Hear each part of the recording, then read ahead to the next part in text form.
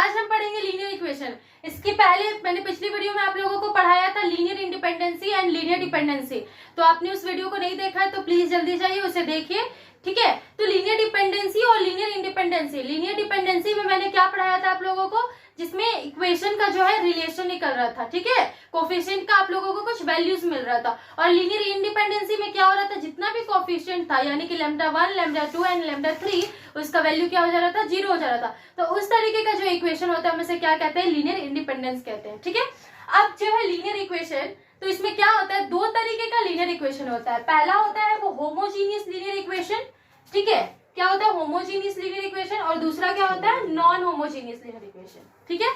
और इससे पहले एक जरूरी बात, आप लोगों को बीएससी से रिलेटेड किसी भी टॉपिक पर वीडियो चाहिए तो प्लीज कमेंट करें, मैं उस पर जरूर वीडियो बनाकर डालूंगी, ठीक है। तो अभी हम स्टार्ट करते हैं। देखिए, होमोजीनियस लीनियर इक्वेशन और non homogeneous linear equation. Homogeneous linear equation क्या होता है और नॉन होमोजीनियस लीनियर इक्वेशन क्या होता है, हम इसको डिटेल में पढ़ेंगे। तो पहले स्टार्ट करते हैं होमोजीनियस लीनियर इक्वेशन से। अभी मैं बता देती हूँ, होमोजीनियस लीनियर इक्वेशन का मतलब होता है कि जब ax इक्वल्स टू 0 हो जाए, जब ax इक्वल्स टू 0 हो जाए तो उस तरीके के इक्वेशन को हम क्या कहते हैं, होमोजीनियस लीनियर इक्वेशन कहते हैं। अभी हम इसको डिटेल में पढ़ते हैं, फिर देखते हैं कि नॉन होमोजीनियस लीनियर इक्वेशन क्या होता है, ठीक है। ठीक है दोस्तों, तो अब हम देखते हैं कि होमोजीनियस लीनियर इक्वेशन क्या होता है, ठीक है। तो ये हमारे मैट्रिसेस का फॉर्म है। सबसे पहले देखिए कि ये हमारा मैट्रिसेस का फॉर्म है क्या, a11 x1 a12 x2 up to a1n xn, यानी कि इसका कॉलम जो है वो अप टू n टर्म्स जाएगा और रो कैसा है, पहला रो है, ठीक है। उसी तरीके से सेम अब देखिए, जो रो है वो m टर्म तक गया और जो कॉलम है वो कितने टर्म तक गया, n टर्म तक गया, ठीक है। लेकिन आप इसमें एक चीज देख सकते हैं कि जितना भी इक्वल्स टू के साइड वाला जो इक्वेशन है उसके सारे के राइट हैंड साइड में क्या है, 0 है। यानी कि जब coefficient matrix ax equals to 0 हो जाता है तो इस तरीके के इक्वेशन को हम क्या कहते हैं, होमोजीनियस लीनियर इक्वेशन, ठीक है। मैंने क्या बोला कि जो इस तरीके का मैट्रिसेस फॉर्म होगा उसमें जब ax इक्वल्स टू 0 हो जाता है तो इस तरीके के मैट्रिसेस को, इस तरीके के लीनियर इक्वेशन को हम क्या कहते हैं, होमोजीनियस लीनियर इक्वेशन कहते हैं, ठीक है। अब देखिए, is a system of m homogeneous equation n unknown x1 x2 up to xn।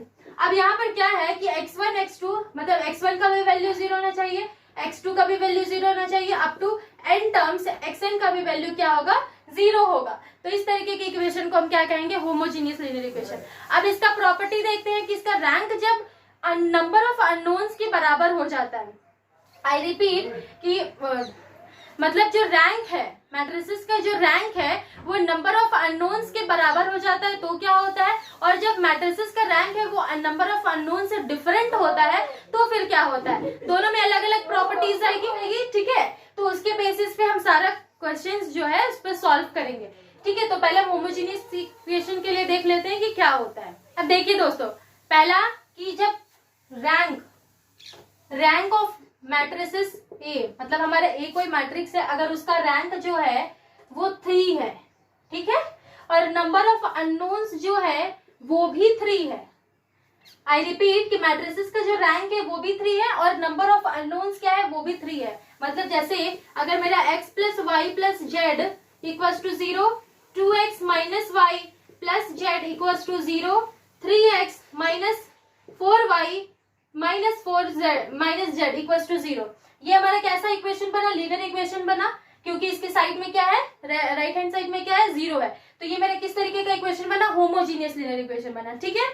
अब अगर इससे हम एक मैट्रिसेस फॉर्म करते हैं, अगर हम इससे एक मैट्रिसेस फॉर्म करते हैं और उसका रैंक 3 हो जाता है और इसमें नंबर ऑफ अननोन्स कितने, जो एक्स वाई जेड है ना हमारा, यही है नंबर ऑफ अननोन्स, ठीक है। कंफ्यूज नहीं होना है, ये जो हमारा एक्स वाई और जेड है वही मेरा क्या है, नंबर ऑफ अननोन्स है। तो नंबर ऑफ अननोन्स भी कितना है, कितने वेरिएबल है, 1 x y z, 3 वेरिएबल है। तो हमारा नंबर ऑफ अननोन्स कितना है, 3 है।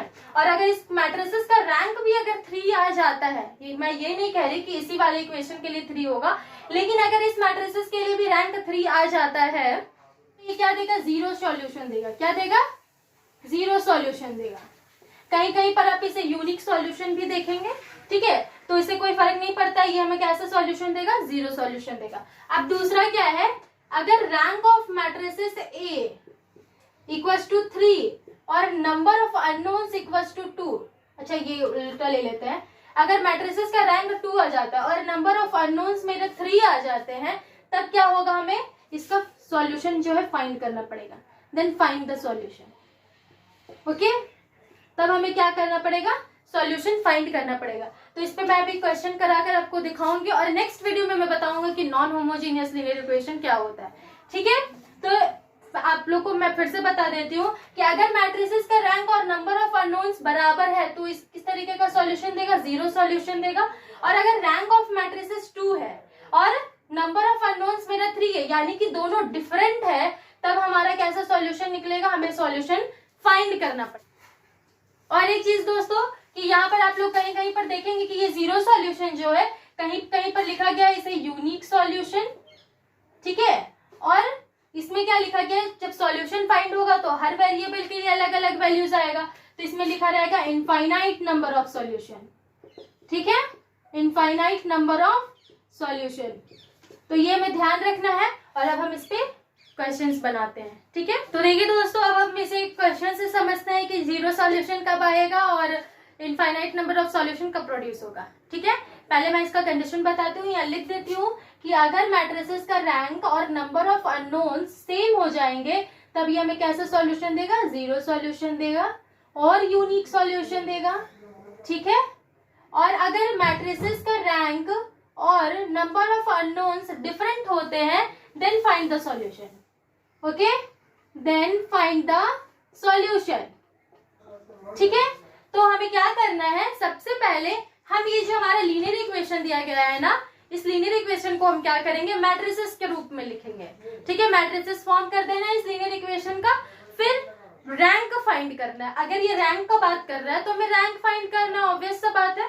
तो देखिए रैंक कैसे फाइंड करते हैं, और मैंने रैंक फाइंड करना आप लोगों को डिटेल में सिखा कर रखा है। आप लोगों ने इस वीडियो को नहीं देखा है तो प्लीज जाइए, कमेंट बॉक्स में, डिस्क्रिप्शन बॉक्स में उसका लिंक मिल जाएगा, उसे देखिए, then you start this. Okay, वहां मैंने डिटेल में बता कर रखा है कि कैसे रैंक फाइंड करते हैं। देखिए पहले हम इसे मैट्रिसेस के फॉर्म में लिख लेते हैं, तो क्या हो जाएगा, सबका कोफिशिएंट लिखते हैं 1 1 1 2 -1 -3 3 -5 4 1 17 और 4।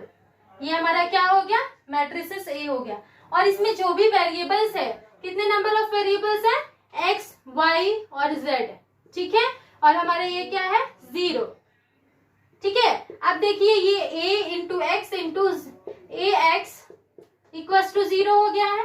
ठीक है, तो ये हमारा कैसा इक्वेशन बना, होमोजीनियस लीनियर इक्वेशन। अभी हमें देखना है कि इसका सॉल्यूशन कैसा आएगा, 0 सॉल्यूशन आएगा या फिर इनफाइनाइट नंबर ऑफ सॉल्यूशन आएंगे, हम देखते हैं। तो इसके लिए हम क्या करेंगे, पहले रैंक फाइंड करेंगे। मैंने रैंक फाइंड करना जब आप लोगों को पढ़ाया था तो उसमें क्या सिखाया था कि पहले इस वाले और इस वाले, ये तीनों एलिमेंट को हम क्या करते हैं, 0 बनाते हैं। आई रिपीट कि पहले इन तीनों एलिमेंट को हम 0 बनाते हैं, देन दिस। ओके, क्यों ऐसा करते हैं, ऐसा करने से जो मैट्रिसेस है वो इक्लॉन फॉर्म में आ जाता है, और इक्लॉन फॉर्म में जब आ जाता है मैट्रिसेस तो हमें रैंक फाइंड करना इजी हो जाता है। ठीक है, तो हम देखें कैसे करेंगे। अब देखिए सबसे पहले इस रो को, फिर इस रो को, फिर इस रो को। तो ये सेकेंड रो के लिए हम क्या ऑपरेशन लगा सकते हैं, R2 इक्वल्स टू क्या लगा सकते हैं, R2 minus 2R1, R2 minus 2R1, क्योंकि 2 माइनस 2 होगा तभी तो 0 होगा। और R3 के लिए क्या लगा सकते हैं, R3 equals to R3 minus 3R1। ठीक है, और R4 के लिए क्या लगा सकते हैं, R4 माइनस R1। हमें इन दोनों को कुछ नहीं देखना है, सिर्फ इस वाले मैट्रिसेस से काम है, तो हम यही देखना है। ठीक है, तो R2 R3 एंड R4। तो देखिए दोस्तों, अब हम इसे सॉल्व करते हैं। देखिए हमारा क्या मैट्रिसेस फॉर्म होगा, पहला रो तो एज इट इज रहेगा 1 1 1, सेकंड में क्या हो जाएगा, ये वाला एलिमेंट 0 हो जाएगा, -1। R2 के लिए क्या था, R2 माइनस 2R1 ना, तो -1 इंटू -2 क्या हो जाएगा, -3। यहाँ पर क्या हो जाएगा, -3। ठीक है, और इसके लिए क्या हो जाएगा, -3 -2 क्या हो जाएगा, -5। अब थर्ड रो के लिए देखिए, ये वाला एलिमेंट तो 0 हो गया, -5 -3R1 था, R3 के लिए क्या था माइनस 3r1, तो -5 माइनस -5 माइनस 3 क्या हो जाएगा, -8, और फिर क्या हो जाएगा देखिए 4 माइनस 3r1, तो ये क्या हो जाएगा 3, ये हमारा क्या आ गया 1। ठीक है, अब थर्ड रो के लिए देखिए, फोर्थ रो के लिए हम देखते हैं, तो फोर्थ रो के लिए क्या था, सिंपली r4 माइनस r1, तो r4 के लिए क्या हो जाएगा, ये वाला एलिमेंट इससे गया 0 हो जाएगा। फिर क्या होगा देखिए, 17 में से 1 गया 16, और फिर 4 में से 1 गया 3, ये हमारा मैट्रिसेस फॉर्म हो गया। ठीक है, अब हम क्या करेंगे, अब हमें इन दोनों एलिमेंट को 0 बनाना है, इस वाले एलिमेंट को 0 बनाना है, देन इस वाले एलिमेंट को 0 बनाना है। तो इसे हम 0 बनाने के लिए क्या करते हैं देखिए, अगर हम इसमें 2 से मल्टीप्लाई कर दे और इसमें 3 से मल्टीप्लाई इसमें 3 से मल्टीप्लाई कर दे और इसमें 2 से मल्टीप्लाई कर दे, तो क्या होगा दोस्तों, हम लोग r3 को किससे मल्टीप्लाई कर दे रहे हैं, 3r3, मतलब 3 से मल्टीप्लाई कर देते हैं इसमें, और r4 के लिए क्या कर देंगे, r4 में भी हम 3 से मल्टीप्लाई कर देंगे, r4 में भी हम क्या करेंगे 3 से मल्टीप्लाई कर देंगे, तो हमारा मैट्रिसेस क्या फॉर्म होगा देखिए 1 1 1, फिर क्या हो जाएगा 0 -3 -5, हमारा क्या मैट्रिक्स बन रहा था, -8 इंटू 3 -14 24, और ये क्या हो जाएगा 3 हो जाएगा। और r4 के लिए क्या होगा देखिए 0 48, और ये 3 3 9, तो ये हमारा मैट्रिसेस फॉर्म हो गया। ठीक है, अब हमें क्या करना है, हम ऐसा क्यों किए, क्योंकि हमें इन दोनों एलिमेंट को क्या बनाना है, 0 बनाना है। अब देखिए दोस्तों, हम यहाँ पर क्यों 24 और 48 लाए, क्यों 3 के मल्टीपल में गए, क्योंकि हमारा जो ये पहला वाला रो है ना, सेकंड रो है, ये 3 से मल्टीपल है। अगर हम इस तरीके से करते हैं तो हमें इजिली रैंक फाइंड हो सकता है, हम इस एलिमेंट को 0 बना सकते हैं। अब हम नेक्स्ट स्टेप में क्या करेंगे देखिए, r3 equals to r3 minus 8r2 कर सकते हैं। अगर हम करेंगे 8r2 तो 8 3 फिर 24 हो जाएगा, माइनस माइनस प्लस, देन ये वाला एलिमेंट हमारा क्या होगा 0 हो जाएगा। और r4 के लिए क्या ऑपरेशन लगा सकते हैं देखिए, r4 प्लस 16r2 कर सकते हैं, 16r2 करेंगे तो हमारा ये वाला भी एलिमेंट क्या हो जाएगा 0 हो जाएगा। तो अब देखिए क्या करना है, 1 1 1 0 -3 -5 0। अब देखिए r3 माइनस 8r2, तो ये वाला एलिमेंट माइनस माइनस प्लस, और ये हमारा 0 हो गया।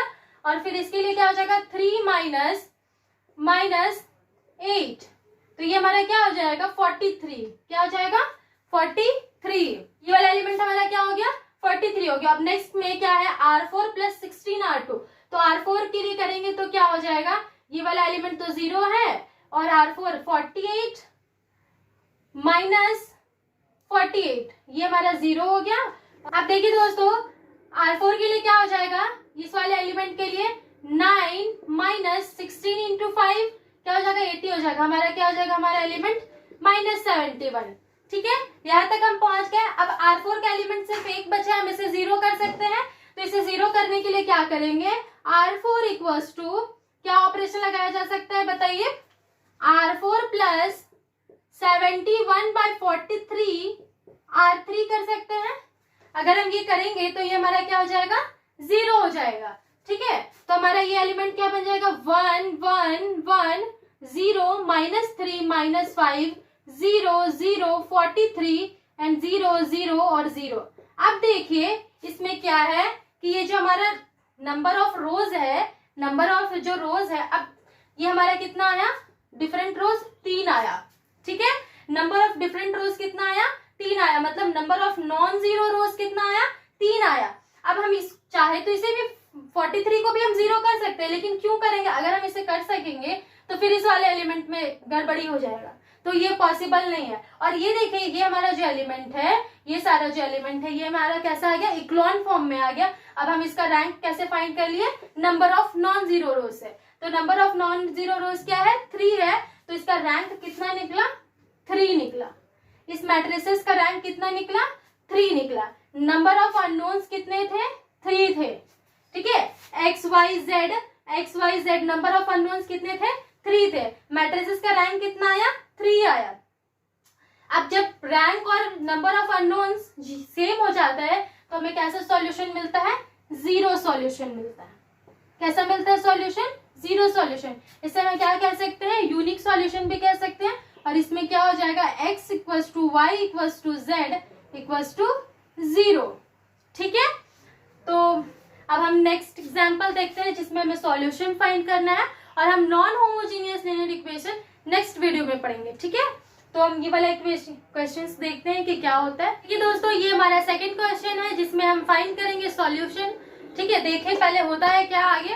अगर रैंक और नंबर ऑफ अननोन इक्वल आ जाएंगे तो फिर से ये जीरो सॉल्यूशन हो जाएगा। लेकिन अगर रैंक और नंबर ऑफ अननोन जो है वो डिफरेंट आ जाएंगे तो हमें क्या करना होगा, सॉल्यूशन फाइंड करना पड़ेगा। ठीक है, तो हमें सबसे पहले एज इट इज करना है, पहले इसे मैट्रिसेस फॉर्म में लिख लेना है, उसका रैंक फाइंड करना है। तो देखिए क्या होगा, इसका मैट्रिसेस हम बनाते हैं तो क्या होगा, 1 3 -2 2 -1 4 1 -11 एंड 14। ये हमारा क्या बन गया, मैट्रिसेस बन गया। फिर इसमें क्या हो जाएगा, x y z और ये हमारा वैल्यू क्या आया, 0। ठीक है, ठीक है, ये क्यों हो रहा है ऐसे, क्योंकि ये होमोजीनियस लीनियर इक्वेशन है। बस अगर ये प्रॉपर्टीज है, अगर सेम होता है तो ये और अलग अलग होता है तो ये। ठीक है, तो हम इसका रैंक फाइंड करते हैं। तो इसका रैंक फाइंड करने के लिए हमें क्या करना पड़ेगा, इन दोनों एलिमेंट को जीरो बनाना पड़ेगा। ठीक है, इन दोनों को जीरो बनाएंगे, इसको जीरो बनाएंगे, इक्लोन फॉर्म में लाएंगे तो हम इसका रैंक पता कर सकते हैं कि क्या होता है। ठीक है, तो इसको फाइंड करने के लिए हमें क्या करना पड़ेगा, देखिए R2 के लिए हम क्या कर सकते हैं, R2 के लिए हम क्या कर सकते हैं, R2 - 2R1 कर सकते हैं। ठीक है, और R3 के लिए क्या कर सकते हैं, R3 equals to R3 - R1 कर सकते हैं। ठीक है, तो क्या होगा, देखिए 1 3 -2 पहला रो है as it is. Second row में क्या हो जाएगा, 2 - 2 0, फिर -1 -3 × 2 6 हो जाएगा, ये हो जाएगा हमारा -7। फिर क्या हो जाएगा, 4 -2 है ना, 4 - 4 ये हमारा 0 हो गया। ठीक है, अब हमारा क्या हो जाएगा, सॉरी 4 प्लस, तो यहाँ हमारा क्या हो जाएगा, 8 हो जाएगा। ठीक है, तो सेकंड वाला एलिमेंट हमारे क्या निकला, 0 -7 और 8। अब थर्ड के लिए हम क्या करेंगे, देखिए थर्ड के लिए क्या करेंगे, R3 - R1 मतलब 1 - 1 0 -11 -3 -14 और फिर क्या हो जाएगा, 14 -2, तो 14 और +2 16। ये हमारा क्या निकला, सेकेंड वाला, थर्ड वाला रो। ठीक है, अब हमें ये मिल गया है। अब हम क्या करेंगे, इस वाले एलिमेंट को जीरो बनाएंगे। ठीक है, एक्लॉन फॉर्म क्या होता है कि जो भी वैल्यूज होगा ना उसका सेकंड वाला एलिमेंट, जैसे इसमें 2 गया तो इसमें 1 जाना चाहिए, उसके नीचे वाले एलिमेंट को हम जीरो बना देते हैं। ठीक है, यही होता है एक्लॉन फॉर्म। तो ये हो गया -14। ठीक है, अब -14 को हम जीरो बनाने के लिए क्या कर सकते हैं, देखिए क्या कर सकते हैं, देखिए R3 - R2 कर सकते हैं क्या, R3 - 2R2 कर सकते हैं। देखिए तो R3 - 2R2 कर दिए, क्या हो जाएगा,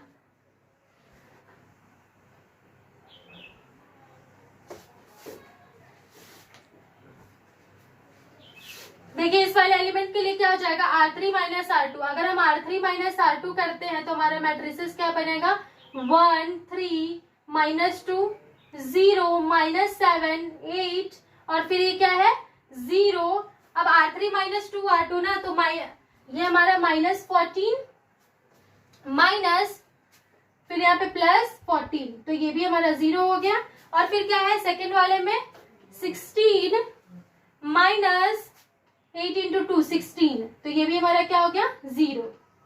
ठीक है, तो ये 0 और 0, ये हमारा पूरा जो रो है, थर्ड वाला जो पूरा रो है वो क्या हो गया, 0 हो जाएगा। इसलिए इस मैट्रिसेस का जो रैंक है वो कितना निकला, 2।